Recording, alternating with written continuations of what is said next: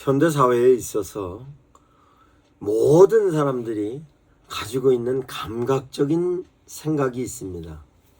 그 감각적으로 생각하고 있는 그 내용을 통해서 행복감을 느끼기도 하고 불행한 것도 느낍니다. 그런데 실제적으로 전도로, 양육으로, 설교로서 그 부분에 있어서의 내용을 접근을 하는 데 있어서 그 대상자들이 현재 행복감을 얻지 못하는 부분에 관련된 것으로서의 어떤 생각을 하고 있느냐? 고립감을 갖고 있습니다. 고립감에 대하여서 그 고립감을 해결해 주면 그 고립감을 통하여서 행복감을 찾고 그 고립감을 해결하는 쪽으로서의 방향으로 삶의 방향을 전환합니다. 그럼 고립감에 대해서 설명해 보겠습니다. 자본주의 사회에서는 사람들이 서로 경쟁하고 싸우는 사회입니다. 그렇게 싸우는 모습으로 실제적으로 그것을 체근합니다. 그 체근하는 것이 그 체근함으로 인하여서에 대한 내용이 나 스스로도 체근하지만 나와 관계성을 맺는 부분에 있어서 조직에 있어서도 체근합니다. 그러면 실제적으로 당사자가 되는 나는 굉장한 고립감을 느낍니다. 이것이 실제적으로 현대사회에 있어서에 관련된 내용이 경쟁사회이기 때문에 그 경쟁에 관련된 요소로 인하여서 경쟁에 처졌을 때의 그 고립감은 말도 못합니다. 그것은 실제적으로 자본주의 사회에 있어서 가장 큰 병폐인 것입니다. 뿐만 아니라 자본주의 사회에서 나타나는 현상으로 이 부분에 있어서의 실제적인 부분에 사람이 사람을 못 믿고 못 믿는 이유가 뭐냐라고 하면 그 이유가 바로 내가 갖고 있는 부분에 있어서 정보력이 저 사람에게 전달되어서 내 거 뺏기지 않는가에서 스스로 막아버리는 겁니다. 이와 같은 데 대하여 사람이 고립감을 해결하는 데 있어서는 대화가 필요합니다. 뿐만 아니라 대화뿐만 아니라 같이 사랑으로서의 커뮤니케이션이 필요합니다. 그러나 이러한 부분에 있어서 실제적으로 사회적인 부분에 있어서는 그 내용을 찾기가 대단히 힘듭니다. 힘드니까 현대사회에 있어서의 고립감으로서 고독사에 대한 얘기나 실제적으로 은둔에 관련된 얘기나 그와 같은 얘기가 너무나 현상적으로 많이 볼 수 있습니다. 이와 같은 내용은 심리학적으로 인간은 고립해서 살 수 없는데도 불구하고 고립해 있을 때는 굉장히 심적으로 불안합니다만 사회를 향하여서 내가 나오고 이웃을 향하여서 나오고 내가 관계성을 유지하는 데 있어서의 내가 갖고 있는 부분에 있어서의 소유 가치를 우선으로 하고 있는 사람으로서 내가 소유하고 있는 게 부족하다 하면 고립감의 감도는 엄청난 모습으로 나에게 엄습해 오는 것입니다. 이 고립감을 해결하는 방법은 관계를 유지하게 하는 방법입니다. 관계를 유지하게 하는 방법으로서 끊임없이 교회에서 제시하는 것으로 성경 말씀에 예수님께서 하신 말씀이 그대로 이 고립감을 해결하는 데는 대안적인 말씀인 것입니다. 이 내용에 대해서 대안으로 인간의 사회성을 갖게 하는 부분에 있어서의 찾게 하는 요소입니다. 사람을 고립감을 탈피하여서 삶의 현장으로 나오게 해야 합니다. 삶의 현장으로 나올 때는 소유 가치보다는 존재적인 가치로 그 사람을 향하여서 끊임없이 당신은 귀한 존재임을 인식시키는 것입니다. 이것이 사회복지 프로그램으로서 현재의 국가에서 뿐만 아니라 모든 사람들이 갖고 있는 사회복지적인 관심인 것입니다. 이 고립감을 해결해야 합니다. 고립감을 해결하는 것이 문제를 찾게 하는 대안입니다. 그 대안에 관련된 내용은 예수님의 말씀으로 내 이웃을 네 몸처럼 사랑하라는 것으로 고립감을 갖고 있는 사람을 찾아가기도 하고, 내가 현재 고립감을 갖고 있으면 그 고립감을 탈피하는 데 대한 내용을 하나님의 말씀을 근거로 하여 하나님과 교류하고 하나님과 함께 성도들과 교류하고, 그 내용에 대해서 지침은 하나님 말씀을 통한 지침으로 해결을 해야 하는 것입니다. 그와 같은 내용은 고립감을 탈출하는 방법이고, 상대방에게 고립감을 무력화시킬 수 있는 데 대한 내용인 것입니다. 그러면 현대 사회에 있어서 사람들이 불행한 것을 고립감으로만 불행하게 느끼냐? 아닙니다. 고립감과 함께 무력감으로서의 사람들이 대단한 고통을 당하고 있습니다. 그것은 어릴 때부터 무력감을 느끼는 경우가 대단히 많이 있습니다. 그 비근한 예로, 어렸을 때 내가 정말 친한 친구하고 놀고 싶은데 그 친한 친구하고 노는 데 있어서 부모가 통제를 합니다.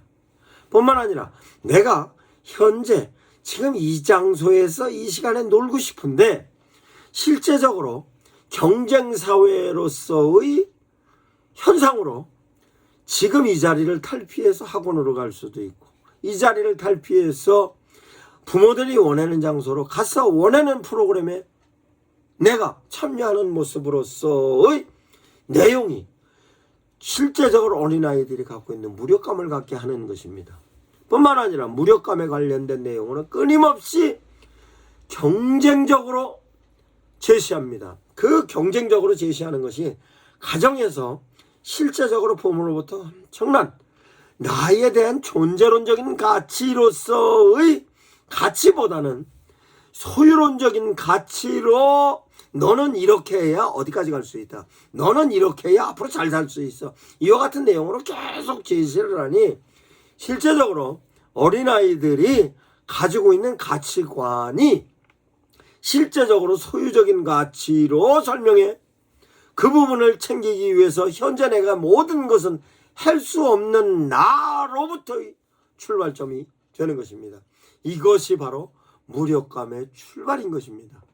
이것은 어른이 되어서는 사회적으로 내가 선택하지 않고 결정하지 않는 그것조차도 내가 왜 이럴까 하는 회의감으로써 야기될 수 있는 것입니다. 그러면 그걸 극복하기 위해서 나는 할 수 있어, 나는 할 수 있어, 나는 할 수 있다고 하지만 그 부분에 있어서 한계성을 띠면 무력감을 갖는 것입니다. 이 무력감은 내가 참여 안 하는 것도, 내가 참여하는 것도 실제적으로 사람들이 무력감을 찾아가고 있는 내용이 너무나 많이 있는 것입니다. 그것은 왜 그러냐?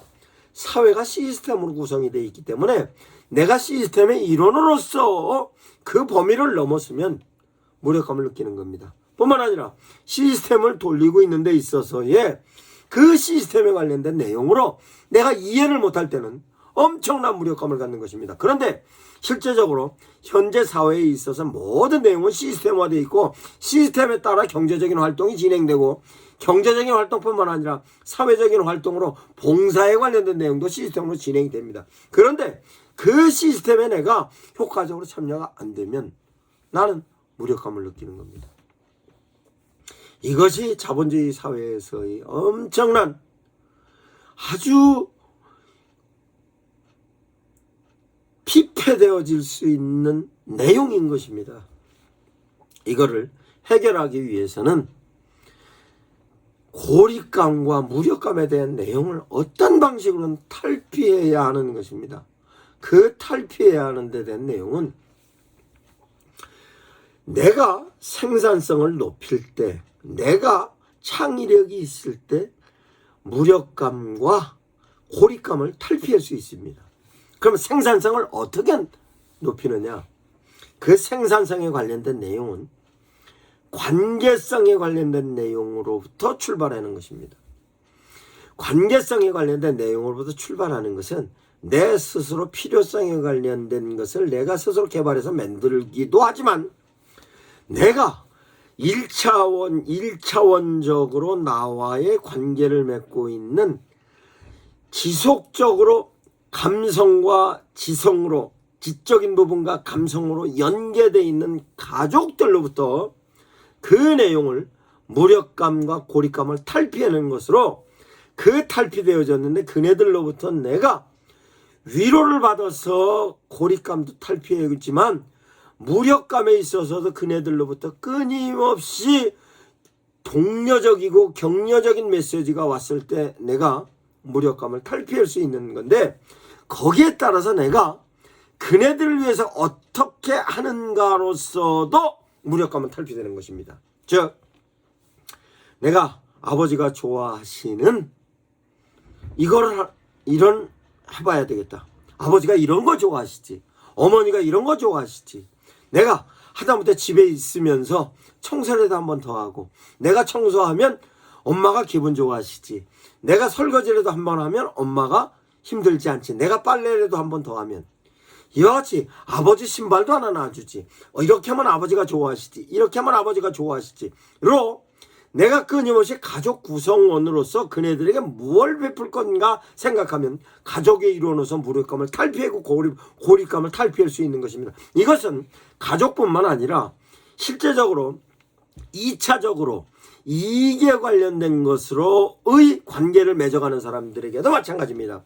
내가 실제적으로 저를 위해서 무엇을 할 것인가를 생각하면 무력감을 탈피가 됩니다. 그러면 내가 실제적으로 생산성에 관련된 모든 내용조차도 내 스스로 만족하는 것이 아니라 내가 이것을 만들어서 저 사람들한테 어떻게 기여를 할 건가, 저 사람들한테 이것을 줌으로 저 사람들을 어떻게 행복하게 만들 것인가로 생각하면 실제적으로 나는 무력감에서 탈피할 수 있는 것입니다. 그런데 이 무력감에서 탈피하는 데 대하여서 놀랍게도 인간의 지혜가 필요한 것인데, 이러한 지혜는 하나님으로부터 받는 지혜를 실제적으로 내가 하나님께 하나님 나는 이런 부분이 필요합니다 로서 가장 표본적인 내용이 솔로몬의 기도였습니다. 주님께서 솔로몬에게 뭐 해주기를 원하냐 물었을 때 솔로몬은 지혜를 원했는데, 그 지혜는 내가 갖고 있는 생산적인 부분에 있어서의 필요성, 내가 가지고 있는 갖추어져 있는 생산한 용품, 생산되어졌던 것이 사유적인 것, 즉 생각으로서 진행되는 것과 형상으로서 진행되는 모든 내용의 제도적인 것과 생산품에 달린 모든 것이 내 스스로 만족감이 아니라 이것이 한 사람 한 사람 아닌 모든 사람에게로 확장성을 띠고 가면 무력감에서 탈피할 수 있는 것입니다. 이와 같은 데 된 내용은 성경에 하나님으로부터 받는 지혜로서 만들어지는 것입니다. 지혜는 좀 더 소상히 설명하면 만들어지는 생산성에 관련된 내용이고, 그 만들어지는 것에 있어서 생산성을 높이는 것도 지혜이고, 효율성을 높이는 것도 지혜이고, 확장성을 높이는 것도 지혜인 것입니다. 그것을 하나님의 놀라운 지혜를 통하여서 확보해 보시고 그 내용을 내 스스로가 깨달을 수도 있지만 내 가족과 상의하고 내 이웃과 상의하고 내 주변 사람들과 상의를 하면 이와 같은 부분에 있어서 생산성을 높일 수 있는데, 무력감과 고력감을 탈피하는 데 있어서의 행복감을 극대화할 수 있는 데 대한 내용인 것입니다. 이 내용을 목사님들께서는 전도로서 양육으로서 성도들을 향하여 실제적으로 적용을 하시면 성도들은 이 부분으로서 무력감도 탈피하고 고립감도 탈피하여 행복감을 얻을 수 있게 되는 것입니다. 이 내용을 유튜브에 소상히 정리했습니다. 활용하여 보시기 바랍니다.